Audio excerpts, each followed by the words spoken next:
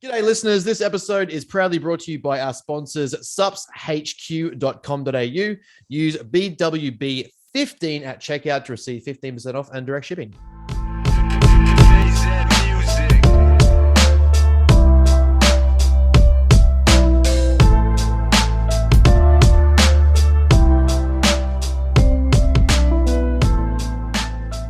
G'day, guys and girls, listeners of all varieties, types, and in-betweens. Welcome back to another episode of your favorite fitness banter bullshit podcast. Yeah, I don't think fitness is the first word we use. Yeah, I wouldn't use it. Sorry. Should banter, bullshit, and some fitness-based evidence coaching.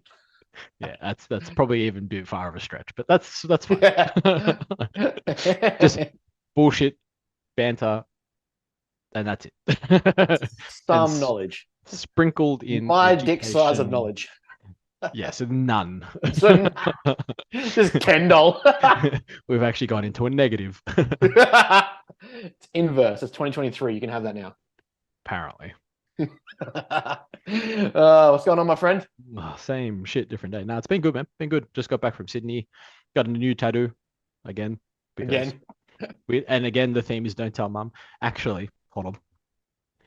Dad still hasn't noticed, so that's great. Been home for 3 days and he hasn't noticed it, which is awesome. Are your holidays just becoming synonymous with tattoos?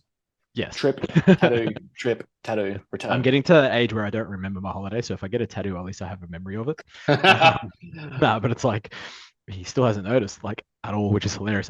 If he can hear me, which I don't know if he can. I mean, I'll probably get in trouble after this, but that's fine. Yeah, played golf, got my new driver, which was excited, and bashed a 320-meter drive down the middle today, playing with my mate, which is awesome. Nice. 320 meters. It's pretty fucking 320 fucking meters, mate. Rory who? 350 yards. That's pretty decent. I mean, look, it probably rolled a good 50 odd meters, but that's fine. Yeah. The roll was 250. It was downhill. Literally. hey, I now have a golf sponsorship apparently. So yeah, what's up with that? Exciting time. No. So it was this company that started following me on Instagram, based in Australia, but they have they're just like skeletons and shit like that, which is obviously like something that I'm a little bit more, attracted to. And they have a polo top and stuff like that that's got the skeleton on it and all that sort of shit. I'm like, that's pretty sick. It's called Mulligan, and on the pocket it was like dying to play, and then obviously it's got the skeleton head, which I'm like, yeah, it's funny. Good. Yeah, it's good. Like I was like, this is sick. So I was like, fuck it. I'm like, the guy had messaged me off one of my stories playing golf or something, and then he's like, oh, I'll send you a care pack. So he sent like polo, glove, tees, like a branded golf ball, which isn't the ball I play with anyway, but and a couple other little things. I was like, oh, this is pretty cool. So then I wore the top and played at my new course yesterday and just had a practice round, just playing some shots. And I'm like, I'll record some shit anyway, just because it's fun. And I had the course myself, so I was recording and then tagged them and shit. And they're like, oh yeah, like we'll give you a discount code. We'll send you a free t-shirt. They're like, we're getting like the golf ball that I play with. They're getting them in. They've already ordered them apparently with their logo on them, so they can actually stamp their logos. And they're like, yeah, we'll send you a dozen. I'm like, okay. Okay. So sold. Sponsored golfer apparently. Remember back in the day when that would have made you basically a professional athlete? Hard. Not with my handicap. And I don't mean my golf handicap. I just mean my handicap in general. You can pay us for the sponsorship. Bad. So I was like, and I said to him, I'm like, dude, I'm happy to pay. He's like, no, it's fine. But all right. I'm not gonna say no free shit. So yeah, I was like, that was pretty cool. But yeah, good. New driver in, freaking belting the shit out of it. It's great. Can't go wrong. It turns out you can have other interests in life outside bodybuilding. What the fuck is this? Yeah, right. You can do other things other than train. Who thought? Get fucked. No, I can't. Don't lie, you fucking piece of shit. But yeah, man, it's been good. Sydney was fun. Weather was decent. How long did you go for? A couple of days? Yeah, Friday to Monday. Was it a full-blown TAD Expo or just a? Yeah, it was a 3-day TAD. It was the International TAD Expo. Because the one in Melbourne's going to be in December, and I was like, well, I might be in Dubai then, so didn't really want to miss it. So I was like, oh, Sydney's close, go there. So I thought, why not? Yeah, thought why not? Be fun. Get some tats, and here we are. Nice. How are you going? You good? Life's good? Man, I'm good. I am good. Yeah, just fucking things moving along. It's great. I'm loving it. I was actually like excited to go to uni today. Found a really unique way of comprehending stuff. So it turns out my lecturer is a like a just what do you? I wouldn't say a novice powerlifter. Like he does the three lifts, right? Like he programs for powerlifting, but he doesn't meet. Yeah, So I don't know. Like would you call that a hobby powerlifter? I guess. Yeah, yeah, that'd yeah. be It's just a hobby. Yeah, hobbyist. Yeah. yeah, yeah. So like when I heard that in my first lecture, I'm that annoying guy who will go ask the lecturer questions at the halfway point of the lecture because I paid $2,000 for the course, so I'm going to ask fucking questions. Yeah. Um, and so I was like, look, man, this is how I do things. You're gonna get me to do this for the rest of the semester. I will sit at the front and I'm gonna ask you questions and I'm gonna fucking relate it to what I know. I was like, I'm a sports nutritionist. I was like, I'm a competitive bodybuilder and a physique coach. I literally do this stuff. He's like, oh, that's awesome. Cause I do like, he's like, so he's a statistician and data conductor and stuff. He does like ethics, validity testing and whatnot. Yeah. He's like one of my biggest, because I started talking about, oh, fuck, what was it? Like, interesting, like between and in between group studies. And I was like, okay, so an example I wrote down. So like, I'll write the glossary, I'll Yep. write their definition of what my interpretation. I was like, Mm-hmm. between group studies and in between group studies would be if I had like a between group would be I have one group test the half ROM of a leg extension, the other group testing the Yep. full range and see Full what had range. better Yep. quad Yep. Yep. recruitment. Yep. Yep. Then in between, the in between group would be I test one group of the same people at both IVs to see obviously the better quad recruitment. He's like, yeah, exactly that. I was like, cool. And then I started talking about validity, internal versus external validity.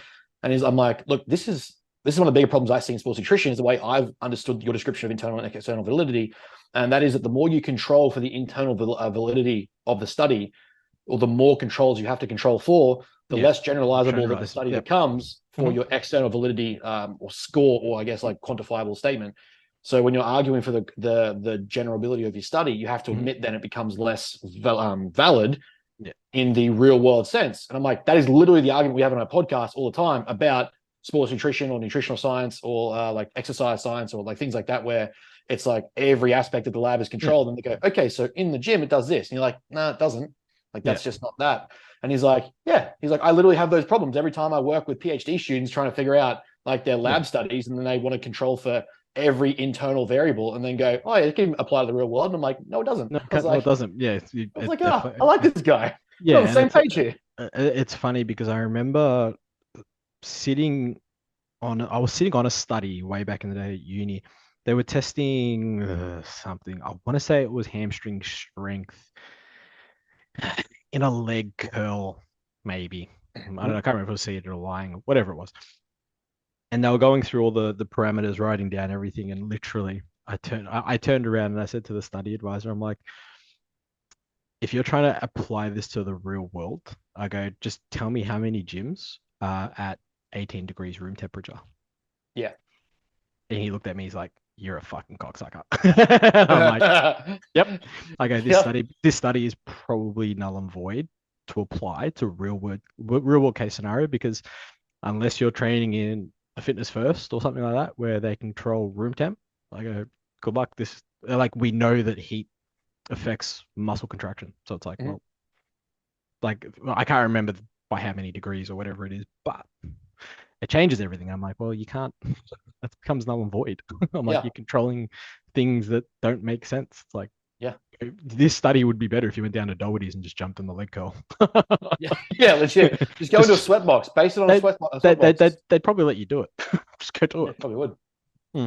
Yeah. So that was a like it was good to have like I'm a very subjective applier of concept. So for me, like any way that I can relate it to something I know makes it super easy to retain, and I can just drill it in myself later on. So that was really good to know that the lecturer, because he's like opened himself up for like extra catch ups on Fridays. He's like, I'm willing to do like drop in sessions every Friday because you guys said it'll help you out. Um, so I was like, yeah, sweet. I'll be at those and I'll just drop you questions about, and I'll just put it in the context of a lift or like sports nutrition. And I was like, yeah, there was one more talking about where the effects of confounding variables between carbohydrates and caffeine affecting performance. And I was like, if I was testing the carbohydrates and the different groups had carbs, but then one of the groups also went and had caffeine, that fucks the whole thing. And he's like, oh yeah, that's it. I was like, cool, got it. So that's going to be like, my way of fucking drilling that home. So anytime that I can apply it to understanding for clients and things like that. I'm like, that's a big thing for me. Yeah, that's that. That's that. Fucking clients are trotting along. We got our first peak week trial for Mickey Boy. Like it was getting away. Like his fucking weight loss and condition was just like, okay, now it's just getting silly. Like, let's slow this down. Yeah. All right. Like, Time to eat some food. yeah, pulled him back, and I was like, nah, bro, we're good. Like, flatten him out, sure. But then I was like, we're not chasing a weight loss. Fucking 3 days of fill up planned out this weekend. I'll see him Sunday after he fills up from Thursday, Friday, Saturday. Have a look at him, see what he's like. I just based on his previous refeed weeks, and go from there and see what he's like. And I was You're like, gonna cool. you're gonna do a refeed and pump up. Yeah, so I'll see him at the gym. So I'll go, Yeah. like, I'll get him at the gym after I've like finished legs. Then I'll get him into a few just like full body pump up, Yeah, just and do some like dumbbell work or some banded work. Try and yeah, recreate what you do at yeah, show just what day. will be at the show. Yeah, Yeah, 'cause, I yeah, mean, you had some light barbells and shit. So yeah. And usually they'll have like a mobile like cable crossover and a cable yeah, extension, yeah. shit What like they had that. So what they had last time. yeah, so we'll go with that and just like get some food to move around and see what it looks like. Should be nice and fun, like a 20-minute pump up.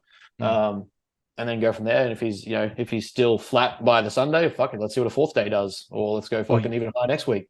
yeah, I mean, even if he's flat, you could always just put in some food on the day, like some sugar and stuff, and just see how Yeah, he takes to it on the spot. Be interesting to see.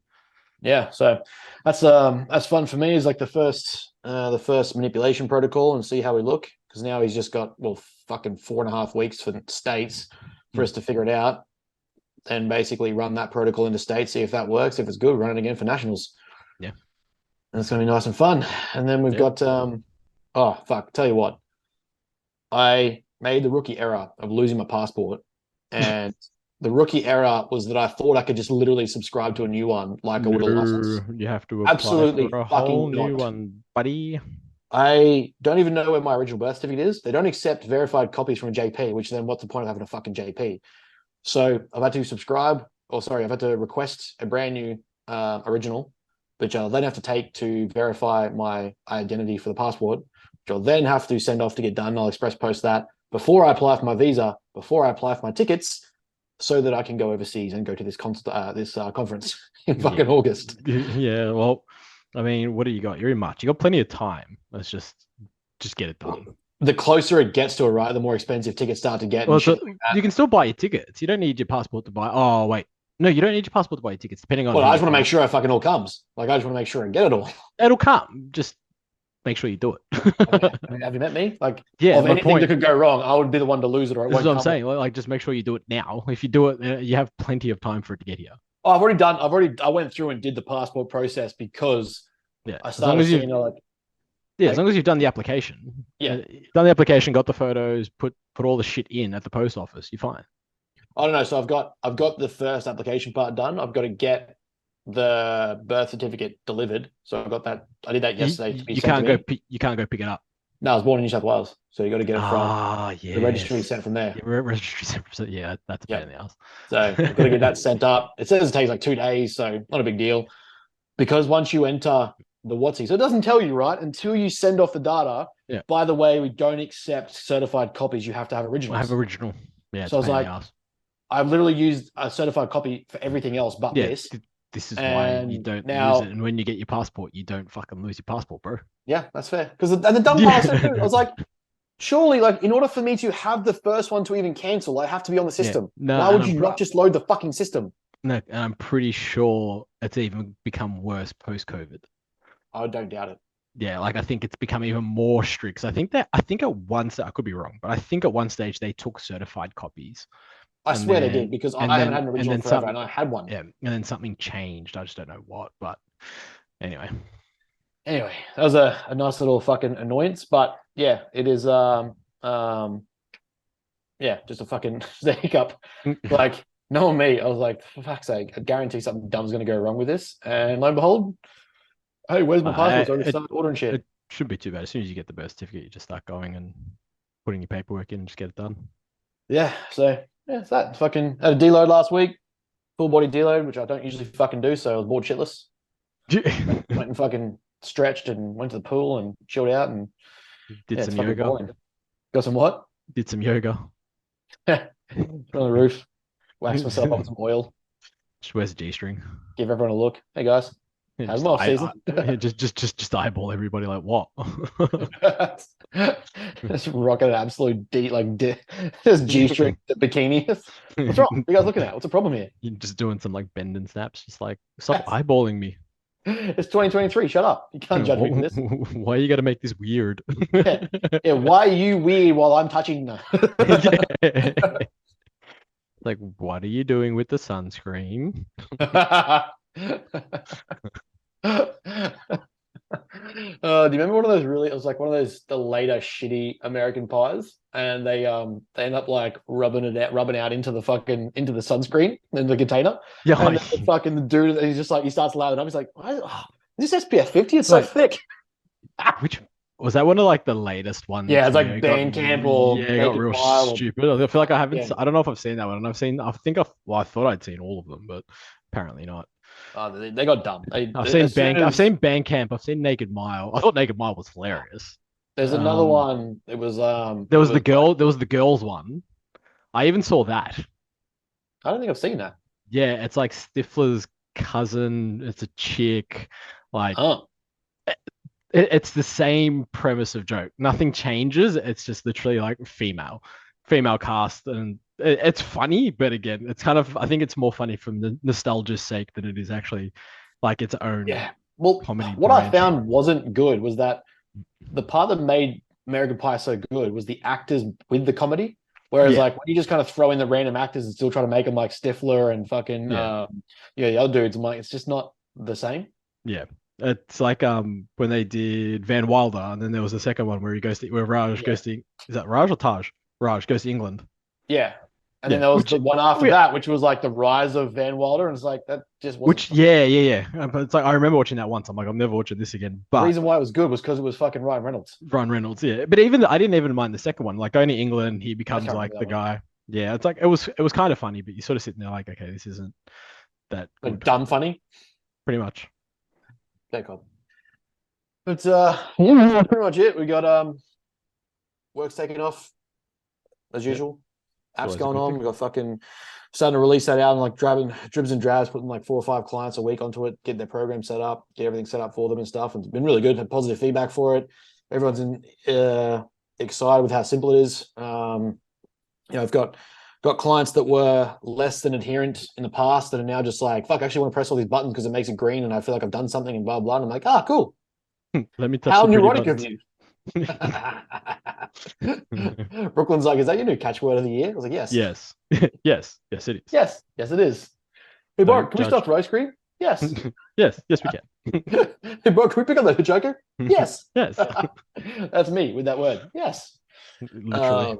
But yeah, no, it's good. It's exciting. It's exciting because like it's that, like I push the courses back and I just sort of sit down myself, be like, well, what's the priority? I think I was going to talk about that and kind of thing, and to actually get the positive feedback that was worth the choice has been good because the best way to get more clients is to have well serviced, respected, like appreciative clients that are happy with their result. I was going to say, yeah, getting results usually gets you more clients. Yeah, exactly right. So having them able to say that the app is helping facilitate that, fucking sweet. It means that then more clients want to come on board so that when I put out a course, it actually has, there's always that adage of like, if you can't do, teach. And it's like, yeah, but sometimes I want to teach more than I do because you can only work with so many people. It's true. So at a certain point, I'm like, well, if we have the model backed up and we can have the fucking evidence to say it's worked and here's the content and the research for why it worked and here's the points and the concept and the methods, now you can do it too. Yeah, exactly right. Help me help you, people. Legit. Yeah, it's just fucking all happening. It's all moving along. It's all going. Yep. Up to 3 weeks into uni. Got fucking. It's great. This semester, no single assignment has a reference system. No references. It's Seriously? fucking great. It's How are you all. doing how the fuck are you doing a science degree? It's stats and data, so it's all about Yeah, mathematics and just like mathematics. It's just equations, which equations. is it's So pretty even straightforward. the assignment is it's basically a take home quiz. I've just called assignment. I'm like, I like that. Yeah. Well, at least you're not lying to me. Yeah, I appreciate that. I can Yeah. respect that. Thank you for the heads up. It's a good little like dabble the toes back into uni kind of thing, like having no references required. Because we write reference, like when you read our articles and stuff, we still do like, so Psych does APA, which is your American Psychological Association, like it's a very specific type of referencing. Most other sciences do or degrees do Harvard based. Harvard. Yeah. And so we generally still do a Harvard-based reference even when we're writing articles for the website. So Mhm. there's still a degree of practicing referencing and structured writing anyway. So it's not like I forgot it, but it's not the same. Like I haven't had to do APA for ages. Yeah, it's great. I remember in my final year of uni, I want to say, and then in my first year of my master's, a few papers that I had to sort of write, I remember I mixed between the two just to piss people off because they were like, we take either or, we take either APA or Harvard. I'm like, you didn't tell me which one you wanted, so I'm gonna do both. I don't give a fuck. Yeah. I'm like, I'm just It'd, keeping my. it'd fuck you if you did both in the same assignment, though. Yeah, well, yeah. I'm like, yeah, half half. Yeah. So the first 3 pages are going to be APA, and the You've last got three written pages the they're number going to be one, then number yeah, two, then yeah, three in yeah, brackets. and then brackets, blah blah blah page. Yeah. And L fucking oh man, that shit infuriated me. And then I'm Because just I going was to like, reference before I reference the started, Dolt, Bible just Dolt, for fun. Dolt would always send me studies like when we first started working together too, and we're at NW and we're bored, whatever. Mm. He'd send me studies to read. So I'd always see like in brackets or parentheses one, two, Yeah, three. yeah. Like obviously that's your reference list. And then you would have et al, etc. Whereas then I would go to like psych and go into the subject, and it would be like Yeah, the full, Brian yeah, the 2013 full, et the full al. Fucking reference right next like to it. You're like, in every yeah, fucking okay. sentence, like this is what you got to fucking write. And that's the thing. It's like half the paragraph is references. Yeah, Yeah, legit. It's like yeah. You read a passage, and then like the next 4 lines is just a reference. You're like, really? yeah, bare minimum they encourage like every 1,000 words is like 10 references. You're like, come Yeah, on. yeah. Well, you think about it, 1,000 words is literally probably like 10 paragraphs. And it's like Yeah. half paragraphs a fucking reference. Yep. So it's like yeah, like 50 words of each paragraph is the reference. Yeah, yeah. Yeah. It's Fucking like, yeah, genius. we expect you a thousand words with 10 references, but they don't tell you that the 10 references can be in the 1,000 words. Yeah, that's your word count. That's in your word count. Yeah, so Just it's pick the like so longest named reference you can and just like name all 20 authors. yeah, you find like a 10,000 page textbook and you're just like page 9,099 person's name.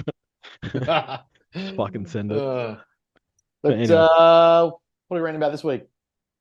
I guess we could go a little bit more educational. And I mean, we have seen a lot of late people thinking that when you go through a growth phase, you can grow in a lean state and not put on fat. And I'm here to tell you that that's not how it works. um, I just see just a lot of the time, and I think it's giving people this sort of false sense of achievement. Probably a good way to put it. A lot of people are thinking, I've seen this on Instagram, or this person said that, and you know, why am I not getting or putting on tissue or getting bigger without getting fatter? And it's like, well, because you can't, like Yeah. genuinely. Even with enhancement practices, if you're still in a surplus, you will still put on body fat. Mm-hmm. The only difference really is if you're enhanced, the rate that you put on tissue is quicker. Mm-hmm. Therefore, the look doesn't necessarily isn't necessarily as impacted as somebody who's not enhanced. So putting on tissue will be a touch slower, putting on fat will be a touch faster in a natural person or client, as you will, versus an enhanced client competitor where the rate of tissue gain versus the rate of fat gain, it's almost, I mean, I wouldn't put a number on it, but if you really wanted to put a number on it, I guess for your head to understand it, you could almost say it's like a 1-to-1.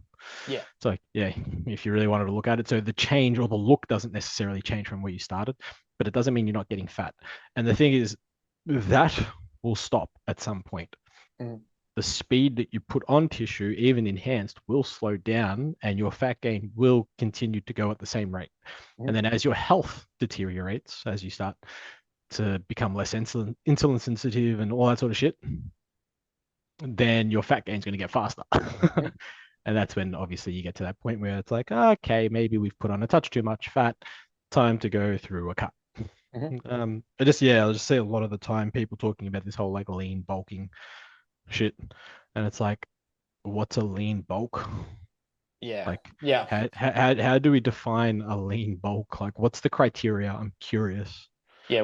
What's the calorie range or surplus per week to differentiate between a lean bulk and a dirty bulk or a Yeah, heavy like bulk or a fast bulk? what's our metric? Because I'm curious as to like what also constitutes a lean bulk in terms of like the body fat percentage? Yeah. Like, are we saying that you started at 8 and you stayed at 8 and you put on 10 kilos of tissue? Because that's impressive. Yeah. Yeah. You're not an natty. Yeah, that's a lean bulk. Yeah. I Problem mean, is, show me the person that's done that. yeah. I'll tell you someone's lying. Yeah, I don't know anybody that's put on any significant tissue that hasn't changed their body fat. Now, you do have always those. Well, obviously, we have our outliers first and foremost. There are people that can probably put on a good amount of tissue without putting on a very minimal amount of body fat, but we don't usually account for them because they're outside the bell curve, as it were. We do look at, you know, I guess the elite and how they go about it. They all get fat. It's just Yeah. that they Fuck off. they just started lean. That's why they still look lean in their fat state. But if you ask them, they're going to tell you they're fat. They're like Yeah. 14% body fat, and 14% body fat, as we know, is pretty decent for Me. most This guy. people. Yeah, you're like, nah, you're 20. Like for most people, like anywhere up to most guys, sorry, anywhere up to 15% body fat is really, really good. But if you started at 8% body fat and you got to 15, you've added 7% body fat. Yeah. Like you've nearly doubled your body fat count. Yeah. Like that's still a significant margin of body fat. You know what I Yep. mean? The thing is, if that person had started at 15% body fat, they probably would have got to 25 much faster Yeah. in terms of time or length of time versus going from 7 to 15. So, Yeah. you know, 7 to 15 may have taken them 18 weeks, whereas Mhm. 15 to say 25 might only take 10. Yeah. Like that's 8 weeks of growth you miss out on because now we're too fat, health markers are gone to shit. And that's usually what Yep. comes with being a touch, I guess, bigger or heavier with more body fat. Like Yeah. we have to look at health metrics because we need to be efficient at growing tissue. And that's whether you're natural or whether you're enhanced. Just so happens that natural don't have the comfort or the, you know, The benefit. the benefits and the backseat driving, as it were, of enhancement practices where it does a little bit of extra work for us and we don't have to worry about it as much. I guess it kind of like you kind of asked that question because like you know I'm not gonna say I'm guilty of sharing. I proudly share is a lot of the time before I'll enter it, like, you know, we've talked about the runway analogy. It's a fucking trademark at this point. We're aggressively cutting at the front end or like generally looking at the client is like, you know, I want to grow and put on some size. Like, all right, cool. There's no point us growing from here because your body's clearly got a propensity for storing fat right now. You're not building, whatever you've been doing isn't working. Let's sensitize everything a bit more, tighten everything up, get you back to a better starting position. So what we're going to do is a fucking 4-week cut, tighten it up, go aggressive with it, but maintain protein, yada, yada. So more musculature comes out because obviously you've shaped things, you've pulled down body fat, composition's improved. So now you're like, oh, you know, I'm leaner. And now we can run you for a lot longer at a surplus because you've gone from starting at 12 to 13 to maybe you are now 7, 8, 9, and I can run you for a longer surplus. So it looks like you're growing leaner. The reality is you're just back at the same weight with a much better composition and a better increase in food and a better utilization of that food because you aren't as fat, the health consequences aren't there, you're more active, your heart rate's more sensitive or improved, your blood pressure's lower, your body's ability to utilize metabolites is much better. All these things, substrates, not metabolites. All these things are improved because we tightened you up to start off with, and then we grew. But some people are misconstruing that perhaps and looking at that and going like, oh, lean bulk. And it's like, no. We got him lean with an aggressive cut. That's not a fucking lean bulk. No, exactly. That muscle belly out to look because we leaned him up. Then we grew. And that growth allowed, you know, what was 100 and fat to be 105 at lean or at leaner. Or now there's more muscle to show. And as we know, like I'm a clear example of this. When I was 87, I look bigger in my photos than I do now at 101. But that's because all of my muscle bellies were literally shown at every point of my upper body. Like there was nothing, there was fuck all detail left to get out. So everything looked fuller, rounder, popped more when I ate. You know, it was more vasculature, there was more color tone to it. So all looked better. That's the point of bodybuilding. But we know that you know, from that point I can grow. I get back now to 100, where I was last time at 100. Fucking horrible. Not horrible, but you know, where I started comp at 101 versus where I'm now at 101, two very different looks because I've been able to get leaner, be able to grow more. So what is it telling me? That at the same weight now, I have greater muscle mass in a better compositional state, which means less body fat. But a lot of the time people will like mistake that and go, oh, where did you fit in your lean bulk? Or how long did you lean bulk for? Like, nah, bro, I fucking prepped for like 20 weeks. then reversed out of that and started increasing my food and getting fucking softer. So when I got back to that same starting weight, now I'm at a much better improved position. So I had less fat. So I was able to run that runway longer. I can have a greater runway to which I can increase my muscle mass and put on size. Exactly. The whole point is to try and do it for as long as possible without Yeah. getting the side effects of ill health. So Mhm. the healthier you are when you start, the longer you can do it. The less healthy you are at the start, well, guess Mhm. what? The less you're going to be able to do. Well, the less time you're going to have to be able to do it, right? It's pretty, Yeah, I I think feel like, and I feel like that's quite logical. And I just think that like people keep thinking that you can do this without adding body fat. And it's like, yeah. it's just not a thing. It's like from a chemical equation, from a Yeah. physiological thing, like perspective, you just physically can't do it. You cannot. It goes back to what we talked about last week. Like, let's say we look at the outliers of the extremities are like, oh, they look at a fucking Jar Nutella and put on 20 kilos of muscle. Okay, that would be an outlier. Let's stop assuming that you're the extremity. Let's start treating your training, your dieting, your nutrition, your sleep, your recovery, your performance. Let's start assuming that you are not the elite genetically gifted. So you have to control for things. You have to be more attuned with what's going on. The likelihood that you're the person who responds by putting on 20 kilos of muscle by looking at a barbell is pretty low. So the likelihood is that even if it was possible for that person to do that and build 10 kilos of muscle while staying around the same fucking weight or body fat, which is just not possible, then you would have to, that way you have to acknowledge that, okay, that's not me. Even if that was possible for that person, it's safer to assume I'm not that person. Yeah. So now I have to be accepting of the fact that growth requires some sacrifice. That is going to be losing abs for a bit of body fat because I'm going to eat at a surplus. And realistically, and a lot of my guys know this, I know a lot of your guys know this, I'm fucking one of them. Even when you start to get slightly uncomfortable, and when you go from 3% body fat, i.e., me around states, nationals, that level of body fat that you're feeling like I'm getting uncomfortable and getting fatter, yeah, great. We get to push that. We get to push that for as long as we can draw it out because we want to spend, if the goal is growth, muscle development, improving your like weaknesses, whatever, the more time that we can stimulate an anabolic environment that will facilitate growth, the better we're going to look on stage next. So why would you want to rush to cut? Why would you want to cut again or spend more time cutting? That's exactly right. And it's like in a 12-month period, if it's a period of like a growth, 12 months of growth, you want to spend majority of that 12 months growing. You don't want to spend 10 weeks, 12 weeks, 16 weeks cutting for that year. And like if you look at it, like 12 to 16 weeks is 3 to 4 months out of 12. It's a quarter of your fucking life. Like, bro, like no one wants to do that. Like, yeah, you do that for prep leading into comp. That's a different story. Yes. This is a pure growth season, and you've spent, a quarter of it cutting. Like, what? Or like a third of it cutting. If you take 4 months, it's a third of the year cutting. Like, no one wants to do that. From then, take out that. Let's take out enhancements and you're a natty. That's even worse. Yeah, well, like you already have a less propensity to build muscle as it is, and you're going to spend more of that time cutting. Well, and it's purely why naturals, like their off seasons are just way longer. Like they have to, they have to be like you don't compete depending on obviously the federation and the category and all that. But let's just again use bodybuilding as the example. Like you don't want to be competing every year because you're simply not progressing every year. There's no one on the planet, not even the most gifted natural does that. Like you can't be from coming, out of comp, like we know that it takes anywhere between 6 to 8 months to completely fully recover for some people. Like if you get to like extreme body fat levels, like, and we know, we know people do it. Like we've seen them. Like AJ Morris is friggin' 3% on stage. It's ridiculous. Like that is fucking impressive. One of the best bodybuilders in the world, across any fed, but it takes him 6 months to recover. Like, that's before he can start growing. Yeah.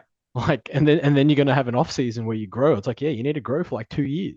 Like, and then the thing is, in that growth phase, it's like your growth phases aren't going to be as long because guess what? Your body fat levels are going to creep up faster. And so, which means your health is going to go to shit faster, which means you need to cut more often, which takes out of the growth. Like, it's pretty straightforward. But at the same time, there's no real lean bulk. The only caveat to the lean bulk is when people first start either training or start first using PEDs. That's when like you get those what we call newbie gains where basically anything you do just works and you grow like a weed and you don't really put on any body fat. And for some people, they get this really nice body recomposition thing happening where, they actually drop a bit of body fat, but it's really that first off time. And honestly, It's a narrow window. yeah, and it's like we can influence and we'll try to influence, the whole recomposition paradigm and try to, have recomp happen as often as possible. And some people are really lucky with it and do it really well, and some don't. Like me personally, like I recomp really well. I know the formula to get recomp out of myself. Like I'm very lucky, but I know I can only do it for a period of time. Like Mhm. it is limited, and it's, I have to pretty much not train for like 3 months to get to a point where that recomp works. Mhm. It's like it's this the whole, new adaptive stimulus that's being put into place, and then, using the correct PEDs and diet protocols and all this sort of shit, right? So it's like you don't want to emulate recomp all that often, especially as a bodybuilder, because your goal is still to grow. Yeah. You're not recomping, you're looking to grow. Yeah. Yeah, you're trying to add tissue, not make just the physique look better at that point in time. You're not trying to look better, you're trying to look bigger. There's a difference. You're not going to look good big, because when you get big, you get fat. Yeah. Hmm. I think like one part of it that's really hindered this, or I think kicked this perception up, is this idea of like trying to look good as a bodybuilder, if you want to say it, and have like socials where your entire premise is about how you look, right? Like if your social presence, or like the idea of your business, what have you, is tied to purely you being shredded. If you also want to be a competitive bodybuilder, or someone who's competitively or disciplinarily trying to grow, you are hindering yourself because you're like, oh, well, I've got to look this way for my gram, or I've got to look this way for my socials or YouTube or what have you, which is probably going to lead to, and that's the case, if that is even working for you, means more drug use, because you're going to try and out drug your food and your body fat retake increase. So you start to get these people who are like, oh, but this guy's doing it. And like, yeah, cool. Something has to give, either body fat or drug use and health. So if you're going to try and counteract it by not getting too fat, then you're going to run a fuckload of drugs. And the more you run those drugs, obviously, the more unhealthy you get. Yeah, I mean, I still, yeah, I don't get why people think that not growing or not being able to say, yeah, I'm in a growth phase isn't cool. Like Yeah. you have a reason to look, I guess, a little bit unsavory. It's Yeah. oh, like it's like, oh, you don't have abs. Yeah, and look at the size of my biceps. Yeah. Legit. Like, yeah, well, look at my titties. They're huge, right? I'm I've put on growing. 20 kilos of stage mass in like 5 Yeah, years. Cool. Like, yeah, like what's wrong with turning around and saying, yeah, I'm in a growth phase? It's like when people are like, oh, it's like it's like when people you're looking lean or like you look skinny. Like, yeah, I'm leaning out. Thank you, dickhead. yeah. Because Cheers, that's not bro. what it's not what you want to hear. It's like, oh, you're looking fat. Okay, well, I'm looking bigger. Sweet. Like I know I'm not getting that much fat. I know I'm just growing. Yeah. And then like as well as that, you start to get like I guess the concern is that, well, especially as you can't, like, let's say carbohydrates go fucking through the roof. The higher they get, obviously more intramuscular glycogen has more muscle storage, fluid storage, obviously intracellular. So you start to get these things where like they're going to make you look softer, weight's going to increase because we're doing those things. So all that's going to impact your overall look and appearance. Does that mean you're necessarily super fat? Maybe not, because you've got all these underlying other factors that are just increasing your weight and changing how you perceive what you look like. So this idea that like, increasing calories or putting carbs up and stuff is going to make you fatter or softer or whatever, like what is the point of what you're doing? Just look at the goal and what you're trying to achieve. Is having an Instagram presence where you have to be shredded full time the goal you have? No. My Instagram just facilitates my fucking what I share. Okay, cool. Then No, fucking grow and eat your food. don't be silly. When you're lean and you do a photo shoot, you take 1,000 photos and you recycle them for the year until you get Exactly. back to being lean again. Come on, people. We know this. Precisely. Don't ever show that you got fat or be real or transparent. Exactly. Just have the same photos year round. And don't put Yeah, flashback. Make it look like it's now. exactly. And then you make sure you put an inspirational quote. Otherwise, it doesn't count. Social media 101. Use that strategy. Off you go. You're welcome. Coming to a gym near you. But The yeah, just fucking thought, bros with brains marketing strategy. just get naked. What? Yeah, pretty much. Told you I'm gonna start wearing a business. I'm just gonna wear a jacket. I'm gonna wear a blazer with no shirt on underneath. Just gonna get my chest hair out and just be like, "What up?" Actually, literally, that's what. Apparently, you have to wear a blazer and have your boobs out to be a business coach. I was So waiting for this. I mean, look, I'm not discriminatory, okay? If girls can do it, then guys can do it too. I just Hey, haven't seen honestly, a guy. I just haven't seen a guy with a blazer on and his boobs out or his abs out. I'm sure they exist. Don't get me wrong. I'm not please the share if you one. find them. I'm not the one to say that they don't exist. I 100% guarantee that I they just do. haven't seen it. I just haven't seen it. Yes, I've just seen girls who were coaches, and that's why I followed them and they followed me because coaching, and they obviously failed very hard at coaching But and couldn't get results with their clients because they suck. So let me instead, tell you about how to get clients. they're gonna take your money and say, "Hey, I can make you more money, or I will show you how to make you more money." And they're gonna do that by simply showing you how to fail your clients more often. It's a Yeah, numbers game. The more clients you get, the more you yeah, fail, the more money you make. I mean, that makes yep. sense. When your business is a revolving door model, probably get out. Yes. Yeah, exactly. But it's, How we make top it's dollar.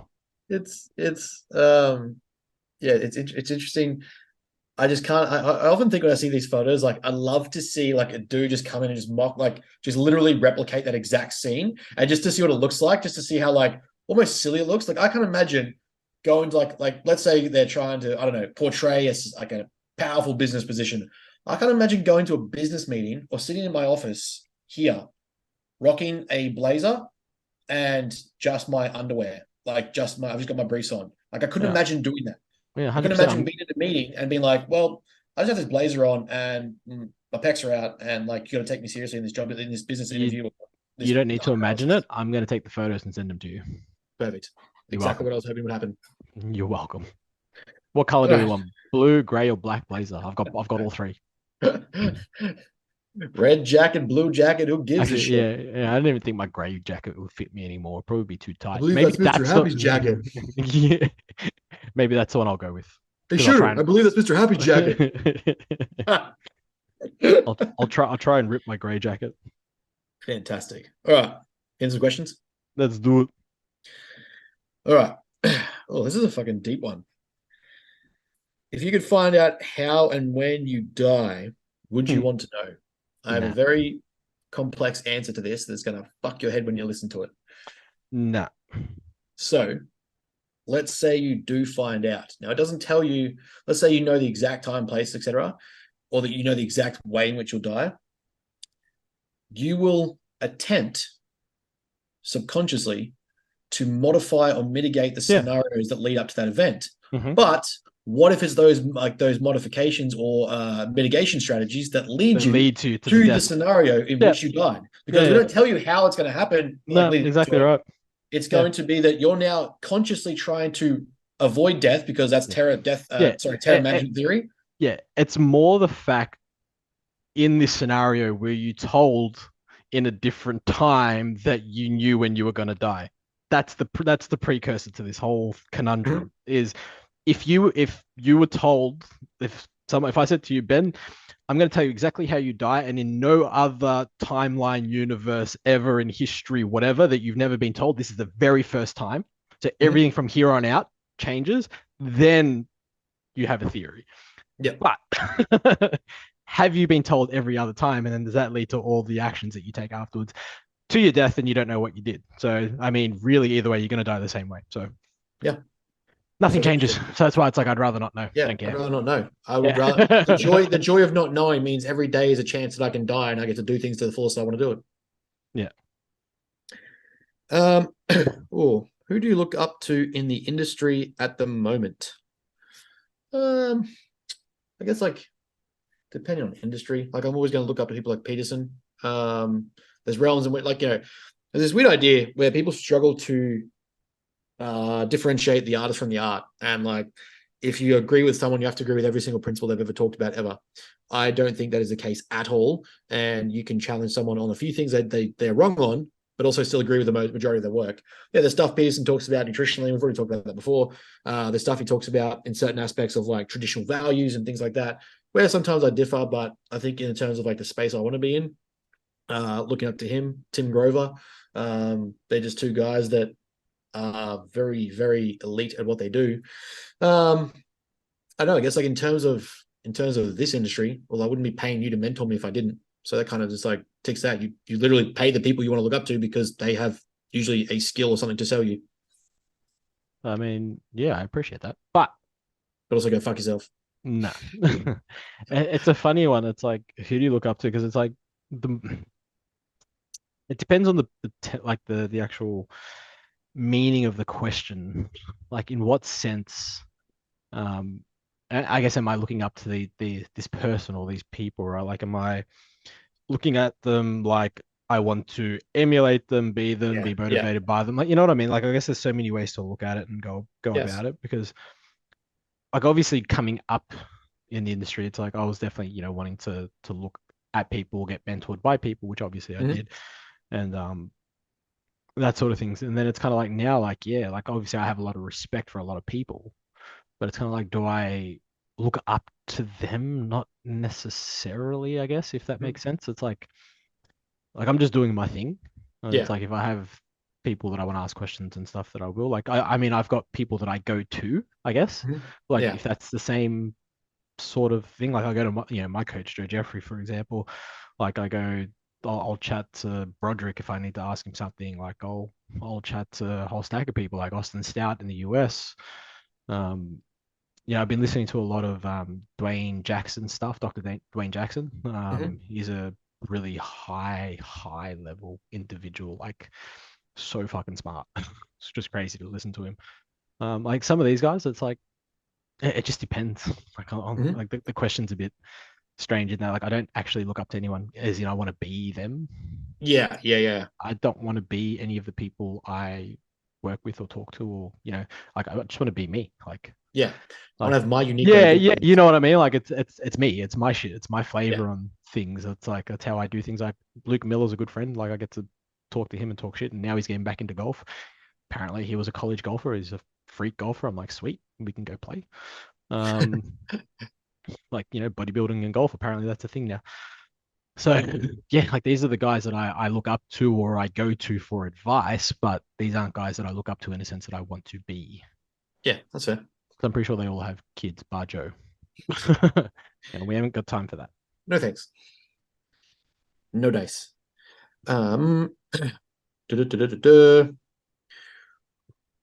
What is the best path to begin on when looking to compete, having never competed before? Oh, God. Very like the best path is start training and find your love for it. This idea that you have to start that like it's something that irks me is like the starting point being a prep, I think is bullshit. I think you need to start with a finding love of training, genuinely developing a passion for the discipline of regimented lifestyle, routine, discipline, delayed gratification, consistent work, being able to expose yourself to continual phases of training, knowing that you enjoy all realms of it. Like I'll see people say they love the cut and then they hate getting softer or they hate putting on body fat, or I'll see them say they enjoy the part where I really want to get bigger but not go through the recompositional phase of cutting fur or cutting because they've gotten fat, Yeah. as we've talked about. So I think for me the big point to start off with is why a lot of my guys have taken time to get on stage. I'm not just saying, yes, here's a timeline, let's get on stage. It is, let's build to a position where you can handle the stage. And I've said 100 times, prep is just an extreme version of how you already perpetuate your life. So if you are not someone who is structured, regimented, good with schedule, with time management, stress management, relationship boundaries, friendship boundaries, social boundaries, all this shit, if you are susceptible to all those things, don't go near a fucking prep. Build those things up, get comfortable with those things, get comfortable saying no, get comfortable in the fucking gym, learning to train to failure, learning to train hungry, learning to train full, learning to train at high body fats, low body fats, high strength phases, higher volume phases, metabolically improved capacity to handle loads, all these things. Get comfortable with the fact that this is going to be a long road and it's not something you just start. Like, it's not a prep isn't where you start. It is the one of the many stepping stones to come, but it's kind of like a checkpoint, right? Like for your first prep, you have to earn the right to get there. Like you'll first have to say, you know what, I've got this. Even if it's show one, I look like shit. From where I started, it's fucking tenfold. Great. Because then by the next show, you're going to look tenfold from that and then Yeah. tenfold from that and so on and accumulate momentum. If you just go never trained prep, fucking doomed. I don't care whether it's mentally, psychologically, physically, emotionally, hormonally, it's a bad idea. So taking the time to appreciate fitness culture, lifestyle, gym training environments, food environments, social life, fucking relationships, all that sort of stuff, taking time to build that up, because we know if you go from having like 20 friends that are all social animals that want to go out and party and send it, and you go, hey, guess what? I'm going to start prepping. Can't do that anymore. You're going to be so emotionally taxed from saying no all the time and having people pushing your boundaries and press those buttons. It's going to fuck you up. So taking even the time to set up your life and friendships, relationships, to be able to know that, hey, when I say I'm prepping, this is going to be a pretty serious thing. It's going to take some time. I've got these boundaries in place. I appreciate respecting them. That doesn't just happen. And so I think, yeah, like the idea that a prep should just, like, that's your starting point is a terrible idea. Find your feet, dip your toes, fucking step by step into the water, get in there, have some fun, know that you enjoy it. Because if you get into a prep and you don't fucking love it, or you don't like training, or you don't like dieting, you don't like any of it, you're going to fucking be miserable. Go do golf or go play fucking, I don't know, fucking soccer or touch or some shit else. Like, go learn to surf, do something you might enjoy. If you don't like the aspects of it, then forcing yourself to do it is just going to be a bad idea. Yeah, exactly. Forcing yourself to do anything we know is never going to work out well. Exactly. So, you know, even if you have the best fucking predisposed genetics imaginable for the sport, if you don't find a love for training fucking hard and exposing yourself to great degrees of stimulus, feeling sore, being tired, having to take treatments, having to go to fucking, you know, back off and know when to pull the trigger and know when not to, making sure you're on point in your sleep, telling friends no to going out and socializing, not drinking until fucking 4 a.m. If you're not good with those things, don't do it. So the best way to find out first is to start and see if you like it. Start small, make some changes, introduce some new things.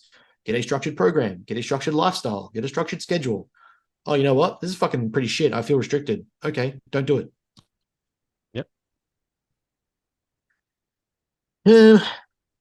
Where do you see the future of bros with brains heading? Porn. You mean we've already done porn? We just haven't released it yet. Yeah. So OnlyFans shall be coming out. 100%. B C B W B. It's instead of feet, it's just hands. We like to keep it different here. Exactly. Yeah,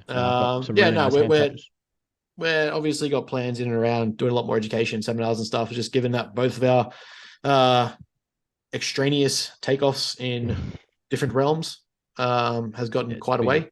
Organizing facilities busy. That will like us to be there is also another thing. So yeah, I would say closer to the middle of the year, we're going to start doing some more educational stuff and get hands-on with teaching. And so if you're in Queensland and have a gym, want us to come, let me know.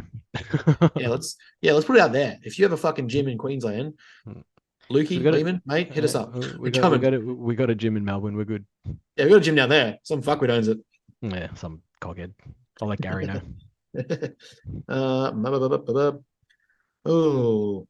Thoughts on coaches all replicating each other's content? Where do you find a point of difference?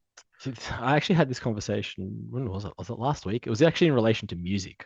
That there's no original beat that's been created for, I think, was it 20 years or something?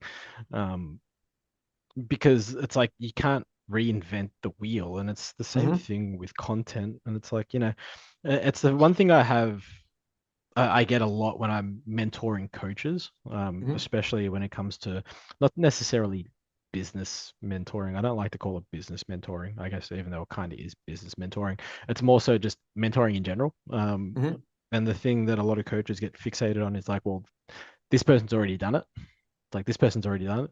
This person's already done it. It's like, yeah, you're right. But the people that follow you probably don't follow them. So do it for your audience and put your twist on it. Like, we don't have to, just because we're doing the same thing as everyone else. It's like, you think that people don't, you know, I've seen people copy my content. People I know have literally copied my content. Like, I've put it up, a week later, they've posted the same thing. I'm not mad at them. Like, they use me for, they use me for the inspiration that they wanted to use for their posting. Like, cool. Like, I'll take it as a compliment, you know, as long as they don't copy me word for word. And even if they did, I wouldn't give two shits. Because it just obviously tells you more about the person than it does anything else. But it's like, how much more original do you want to be in the online space? Like, what are we going to start? Like, what do you want the coaches to talk about? Like, that hasn't been spoken about by someone else? Because if you have like, genuinely, if you have a topic that you haven't seen covered by any coach that you follow on Instagram, dude, message me and give me some content ideas because it's like fuck, I'll gladly, if it's worth it, I'll definitely look at it. You know what I mean? Legit. And I think every coach would jump on something like that, right? Because it's like there are times where we sit there and we're like, fuck, I don't know what to post. Like I haven't posted in a week. So Yeah. it's like between being busy and stuff like that, it's just like then I don't have. Not that I don't have time, I just can't be fuck sitting there and trying to work out the content that I want to post Yeah. for the next week or so. It's like shit And then happens. that kind of lends to where we start getting like polarization, right? Like something new may come out and it's a fucking beta study at best, and you may have it in Ratst or something, and then all of a sudden like 3 or 4 bigger name people might cling to it, start trying to share it like it's the new science. And you're like, cool, you got fucking newer coaches then following them that try and start to share it. And it's like this is where we get fucking caught up.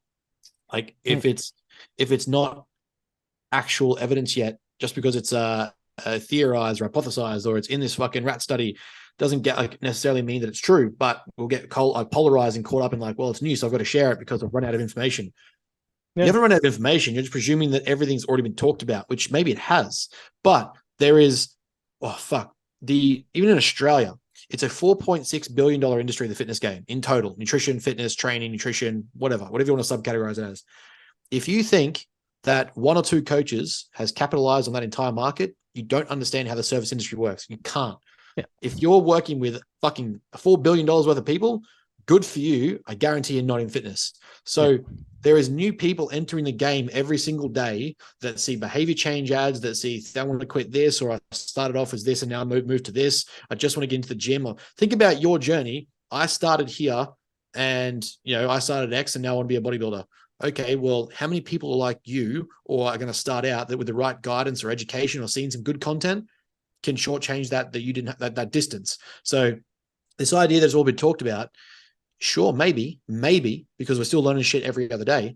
But what is your spin on it? What's your context of the conversation? What's your part of the conversation that you can get across that's unique?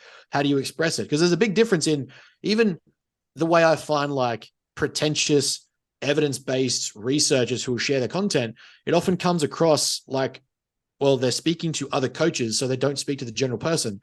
If you can convey that and break it down to the general person, well, now you've got new shit to share, because most of the general population aren't following this is an example and they're not related, but not everyone is following a Bill Campbell because they don't know who the fuck Bill Campbell is. Exactly, so if you right. have an audience of Gen Pop mums and dads, Yeah. they're not going, oh, what's Bill Campbell sharing these days? No, they're going to go, hey, Greg was telling me about this. Yeah, Yep. but if you can dumb it down and put it into the language that Exactly. your followers use and make it applicable to them, well, guess what? You've understood the complex. Yep. You've understood it so much so that you can make it simple for the people that follow you to understand. Mm-hmm. That's a win. That's literally how that was my whole Instagram game for ages. It was just like take the complex shit, make it real simple, and make them sound like pretentious douchebags, because I mean most of them were or still are, and be like, here, like this is literally what they're saying. It's like, you're welcome. Yeah, it saved you 20 hours of reading through their studies. Yeah, I guess I'll save you the heartache of reading the most boring study on the planet. I guess the issue, well, not so much the issue, but the thing I see is when you start seeing like the same color threads, the same color combinations, the same like layout of the content piece. At a certain point, like you're literally just following a carbon copy, and it's like at that point to me, I'm asking, do you even understand what you're posting? Yeah, and the funny thing is with that is then obviously people want to start playing the social media algorithm, like the Instagram algorithm, like, oh, it likes reels at the moment, or it likes what do you call them? Not slides, carousels at the moment. Oh, it just likes single images. It's like, sure. And every, I guess, social media based coach has a theme. Like they have their color scheme that works for them, so their backgrounds are going to be the same, and all that sort of shit. So people can identify and be like, yeah, that's that person. Like we know that. But as long as the content that's on them is relevant, it's legible, it's easy to understand and interpret, well, then go for it. Yeah. But yeah, good luck coming up with something original. Yeah. Last one. Who is your greatest teacher? And you know what? I just want to say Jesus. Big man. Very easy for me. I think we'll go a little bit left of this and say failure and losses are easily the greatest teacher in any business or training or performance or sporting endeavor that you'll have. The fastest way to know that the thing that you are talking about didn't work, or the fucking concept you tried, or the marketing strategy, or the fucking training approach didn't work, it will either fail or lose, or you won't win, or you'll lose clients. Bang, didn't work. Or you won't, or, you won't even get sales. You won't even get clients. You won't get leads. Cool, didn't work. Fail. Yeah, I mean, if it was to go on the context of like life lessons and what's been my biggest form of education would definitely be failure. It's like taking risks and failing because, well, if you don't fail, you never learn, right? And no one's perfect. Then if I was to literally put a person on it, funnily enough, I'd probably say my dad. Like I've learned from a lot of smart people over the years and stuff like that. But even like towards my later my later years, in my elderly years, yeah, Right, Gandalf. I have now become 75 years old. Yeah, it's just having, I think, being able to have a more mature conversations with adults. I think it's been really interesting. You know, when you like have a conversation with an adult and you're like 15, it's different to when you're like 20 versus like 25 versus 30. Yeah. Being able to have the conversations, I think now, Yeah. are very, very different, and they're a little bit more insightful, especially when it just comes to general life. Wouldn't it be nice to have a conversation with your dad? Well, I mean, I'll rub it in, but I have no, I I wouldn't. had to have a stab in there. Yeah, I'm not going to show any sympathy, bro. Like that's a you problem, not a me problem. Yeah. Look, I'm halfway to being Batman. I win. Yeah, basically. But yeah, like even, but not even with just dad, right? Like any adult that's I guess close. So it's like even with mum sometimes, even though mum's sort of getting over the hill a little bit. But you know, my auntie, for example, like those that are just a touch older, and it's like, well, having the conversations now is much more interesting. I feel like I'm learning more about things outside of our field, obviously. Yeah. Like just about life things, like talking about finances, talking about like fucking, you know, increases in fucking tax, increases in inflation rates and in interest and this sort of stuff, and how it, you know, affects. Like I wouldn't have understood that 5 years ago, 10 years ago, because I wouldn't have cared. Yeah, It would have just been like, I just need to know everything I need to know about science. And now, whereas now it's like, oh, I know quite a bit. Well, I think I know quite a bit about this. Not everything, but I know quite a bit. I'm going to start, you know, learning some other shit. Like, let's dive into this stuff and understand this a bit more, because this obviously applies, like, as an adult, like understanding that, you know, the interest rates are going up, you know, up to potentially another percent over the next 12 months is pretty fucking crazy. Yeah. Yeah. Like, people that listen and have a mortgage will tell you the same thing. Yeah. So it's like understanding that, like 5 years ago, I would have been like, I don't give a fuck, it doesn't affect me. Now I'm like, well, it doesn't necessarily affect me, but it's interesting to know. Yeah. Yeah, I agree. Yeah. Having I guess that for me, I guess, yeah, it's like having that emotional maturity to see the wisdom in people that are in things that aren't me, that aren't my field, at an age that's kind of like been through it already. Like even having people like, you know, like Coach Cav step in and be like, I'm going to help you do this, or like, I've been through this already. I see where you're going. I see what you want to do. Like, I want to get there. I want to help you go through those trenches faster, so you don't have to do it as long, or you have more to learn from. Like, old me would have, not old me for certain, but like, you know, a younger, I guess more irresponsible me would have been like, fuck that guy. Now I'm like, I can fucking pull this guy's brain apart and fucking have that on the palm of my hand at a call. Fucking, I mean, idiot not to do that. Like, give it to me.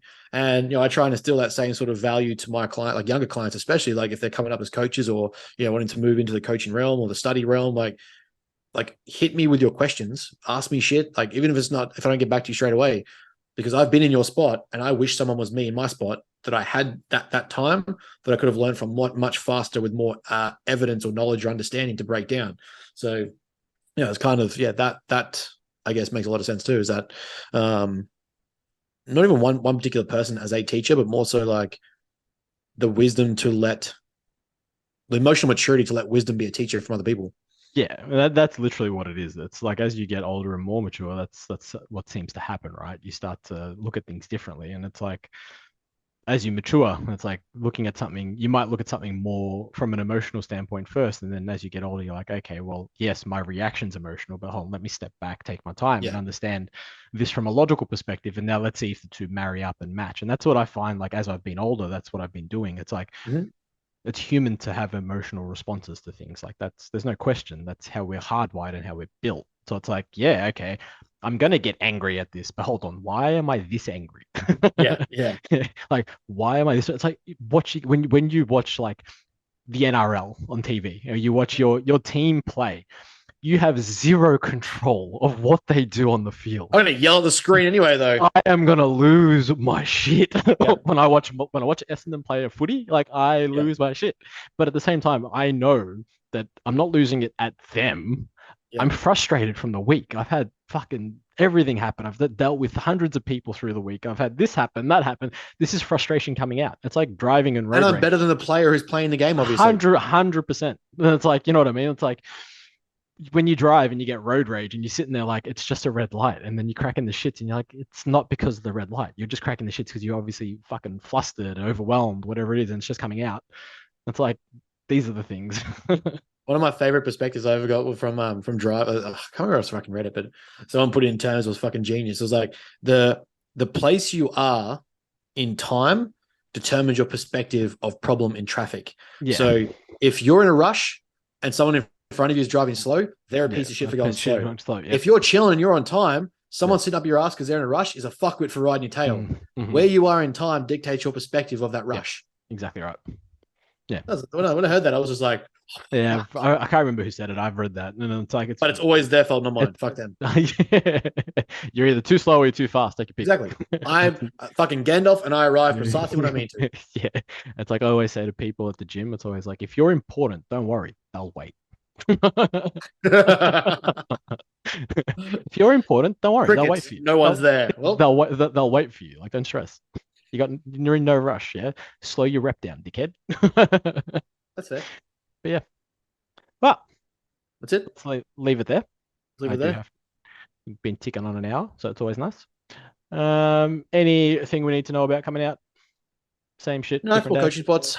More coaching spots. Starting to look at next year's off seasons, like it's always kind of been saying. I don't want the fucking 20-week, 12 weeks, 3-month out preps to keep being a thing. So if you are looking for season A, season B next year, now is the time to start, not next year, not fucking 3 months away, not in October to do season A. Start now. Let's work. Hurry up. Let's get it going. Yeah, I'm still working on my page. I got to actually email my guy. I got an email finally, so I got to email him back and do that shit. Maybe I'll do it today. So there we go. Pick up. Actually, I lied. We do have something cool coming out. I've literally mapped out what I think is a pretty cool 8-week post-health phase for prep. So I'm gonna look at whether or not I sell it as an individual product just to kind of get it out there. It's a lot more like, it's not a specific program per se, as in like here's reps and sets. It's more so a lifestyle program of like when to modify calories. How do we get fucking, what are we doing to get health back? Why are we getting bloods done? Cardio, things to keep in post-comp that you did pre-comp or pre-fucking peak week, being careful of introducing new food groups and stuff to not irritate IBS and that sort of shit. Like just the general health systems that we know can be potentiated in a post-comp phase when everything just goes to shit and everyone gives up and throws in the towel and just eats all the foods. Encourages a lot of stuff about just being mindful of your health, your goals, what you want to do next, assessing if you like bodybuilding or not, that sort of shit. So yeah, that's something that we're gonna work on getting out maybe. All the fun stuff. Yeah. Sounds good. As always, ladies and gentlemen, any questions, concerns? Question box Wednesday morning on either of our pages. That's it from us. Have a great weekend and goodbye. See you guys.